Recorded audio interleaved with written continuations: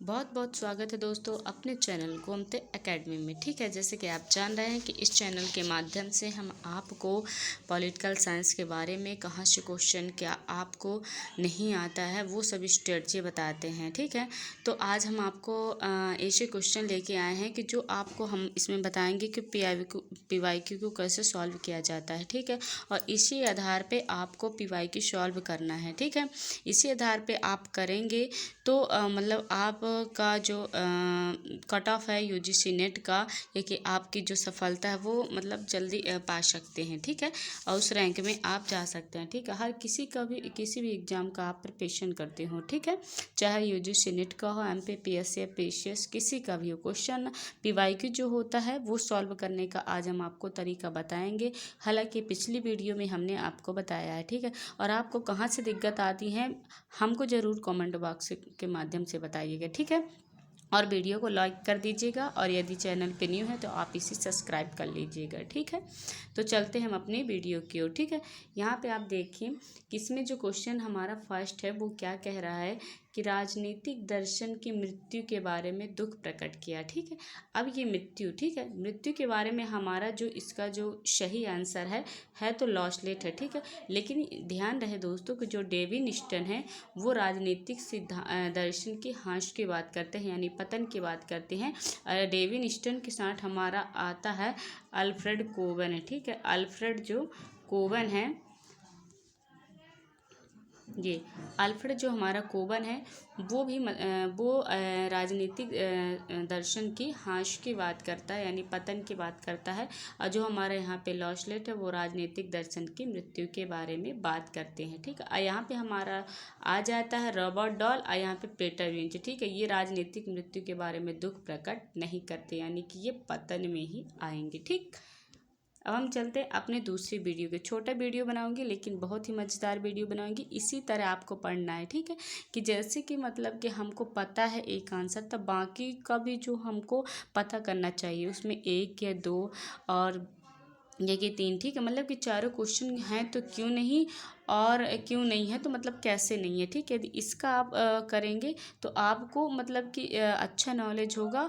और साथ में जो क्वेश्चन पूछा जाता है 50% तो प्रीवियस इस क्वेश्चन से पूछता है दोस्तों, लेकिन उसमें क्या घुमा फिरा के पूछता है। ठीक है, जो आपको समझ में नहीं आता है, लेकिन आपको वर्ड्स पकड़ना चाहिए। ठीक है, जैसे हमने आपको यहाँ पास बताया है, यहाँ पास कि राजनीतिक दर्शन मृत्यु के बारे में बात। अब यहाँ पे मृत्यु ना कि यहाँ पे पतन आ जाएगा या कि हाँश आ जाएगा तो आपका डेफिनिशन हो जाएगा। ठीक है, बाकी जो स्टेटमेंट रहेगा वाक्य यही रहेगा। तो ऐसे थोड़ा आपको जो है शब्द को पकड़ना है। ठीक है, अब देखते हैं हम दूसरा। इसमें देखिए ये मार्क्स का निम्नलिखित में कौन सा तत्व तो मार्क्स के अलगाव के सिद्धांत के, मार्क्स ने अलगाव के बताए हैं कि 4 बताए हैं। ठीक है, कौन कौन से बताए हैं हम आपको एक थ्योरी वाला जो PDF है वो वीडियो में बताया है आपको कि अलग अलग करके ऐसे कुछ लिखने का हमने बताया था कि मार्क्स का।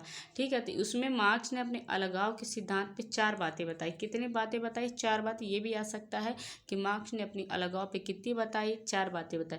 उत्पादन से अलगाव, श्रम के कार्यों से अलगाव, और व्यक्ति से अलगाव, और अपने आप से अलगाव, जो कि ये इस मतलब कि ऑप्शन में नहीं है। ठीक है, ये बता, ये वाला जो हमारा है ये नहीं बताया, यानी कि ये प्रजाति मात्र से अलगाव ये नहीं बताया। सिर्फ 4 बताए हैं। कौन कौन से बताए हैं? उत्पादन से अलगाव, श्रम कार्यों से अलगाव, और व्यक्ति से अलगाव, और अपने आप से अलगाव। ठीक है, व्यक्ति से अलगाव वही है अपने आप से अलगाव। ठीक, तो बताए हैं। ठीक है, अब यहाँ पे हम देखते हैं कि क्वेश्चन जो है थर्ड है। ठीक, अब इसमें से देखिए ये सब न्याय के बारे में है, ये सब न्याय के बारे में बात कर रहे हैं दोस्तों, लेकिन इसमें से जो लेखक है वो सब अलग अलग, इसमें भारी कंफ्यूज होते हैं स्टूडेंट्स। अक्सर जो स्टूडेंट्स क्या करते हैं कि हमने न्याय के बारे में पढ़ा, लेकिन न्याय के बारे में कौन सा किसका विचार है ये भी हमें देखना चाहिए। जॉन रॉल्स ने न्याय के बारे में कौन सा विचार दिया है, रॉबर्ट नॉजिक ने न्याय के बारे में क्या कहा है, और समुदायवादियों ने न्याय के बारे में क्या कहा है। ठीक है, तो इसका आप जो है ध्यान रखिएगा। ठीक, अब देखिए हमारा जिसे थॉमस ये पोंगी, ये हमारा वैश्विक न्याय के बारे में बात करते हैं। ठीक, और जो माइकल वादी समुदायवादी हैं आप लिख लीजिएगा। तो ये बिल्कुल क्वेश्चन सटीक रहता है, लेकिन हमको उसका जो है थोड़ा सा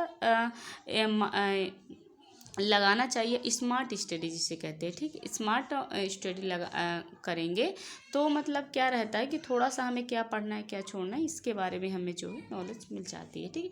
तो ये समुदायवादी है माइकल वाल्जर। सुसीन ओकिन जो हमारी नारीवादी वितरण योग्य न्याय हमारा जो दिए हैं तो जॉन रॉल्स दिए हैं, ठीक है। थॉमस पोग ने हमारा वैश्विक के बारे में वैश्विक न्याय के बारे में बात किया है। माइकल वाल्जर समुदायवादी है। जो सुसीन ओकिन ये हमारी नारीवादी संकल्पना प्रस्तुत करते हैं और जो जॉन रॉल्स है ये वितरणवादी न्यायवादी संकल्पना, ठीक है दोस्तों। तो ऐसे ही आपको पढ़ना है, ठीक है। अब आते हैं हम क्वेश्चन नंबर 4 की ओर, ठीक है। क्वेश्चन नंबर 4 क्या कहता है कि क्रम से बनाइए, ठीक है। क्रम से बनाए। अब इसमें आप देखिएगा कि यहाँ पे दार्शनिक उपागम लिखा है दोस्तों, यही दार्शनिक उपागम न लिख के यहाँ पे यदि आदर्शवाद भी आता तो फर्स्ट ही नंबर पे आता, ठीक है। दार्शनिक उपागम जिसमें प्लेटो को पढ़ते हैं, उपागम पढ़ते हैं तो पहले आदर्शवादी ही आता है, ठीक है। अंतर्राष्ट्रीय राजनीति पढ़ते हैं तो उसका भी आप देखिएगा। इसमें हमारा पूछा है किसमें, थिंकर में पूछ रहा है, ठीक है। तुलनात्मक में पूछ रहा है। अंतर्राष्ट्रीय राजनीति में यदि आप पूछेगा तो आपको दार्शनिक या आदर्शवादी ध्यान रखना है, वो जो प्रथम नंबर में आता है, ठीक है। हमारा दार्शनिक आएगा। दार्शनिक के बाद हमारा जो आता है सेकंड नंबर में आ जाता है व्यवहारवादी, ठीक है। व्यवहारवादी के बाद हमारा क्या आ जाता है, व्यवस्थावादी। फिर ये आ जाता है हमारा नव संस्थावादी, मतलब जो अभी चल रहा है या आधुनिक में जो है, ठीक है। तो ऐसे आपको ध्यान देना है, ठीक है। तो मैं आपको एक बार फिर बता दूं, ये नंबर पहले पे आएगा, ये दूसरे पे आएगा, ये तीसरे पे आएगा, ये 4 में आएगा, ठीक है। तो ऐसे आपको जो है क्रम से बनाने, कभी कभी क्रम से भी बना लेता है, कभी कभी ये भी पूछ लेता है इनमें से कौन सा उपागम जो है नहीं है, तो कभी कभी धार्मिक उपागम में डाल दे, धार्मिक उपागम, या कि जो इसमें नहीं आता उपागम में वो भी उपागम जो है डाल देता है, ठीक है।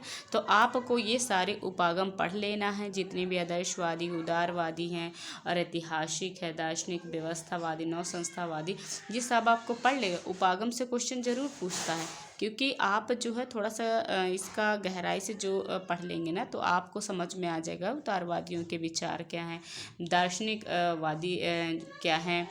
तो इसमें से आपको थोड़ा सा अच्छा नॉलेज होगा, आप अच्छा जो है एग्जाम हॉल में करके आएंगे, ठीक है। तो ये उपागम से क्वेश्चन जो है पूछे जाते हैं, तो आपको देख लीजिए। आप चलते हैं नंबर 5 की ओर, ठीक है।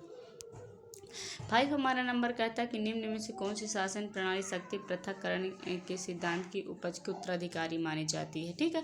अब देखिए हमारा कि ये जो शक्ति पृथक्करण की बात कर रहा है, पहले तो बात हम जान लें कि इसके प्रतिपादक मॉन्टेस्क्यू हैं, ठीक है।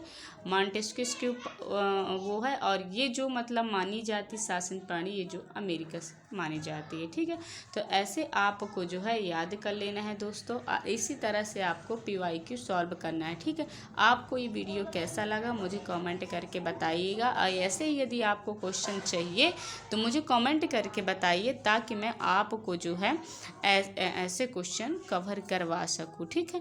थोड़ा सा मुझे अभी बीच में दिक्कत आ गई थी तो मैं वीडियो अपलोड नहीं कर पाई, लेकिन आज से डेली आपकी वीडियो बनेंगी और इस तरह आपको पढ़ने में मज़ा भी आएगा, ठीक है। तो चलते हैं, हम मिलते हैं नेक्स्ट वीडियो में।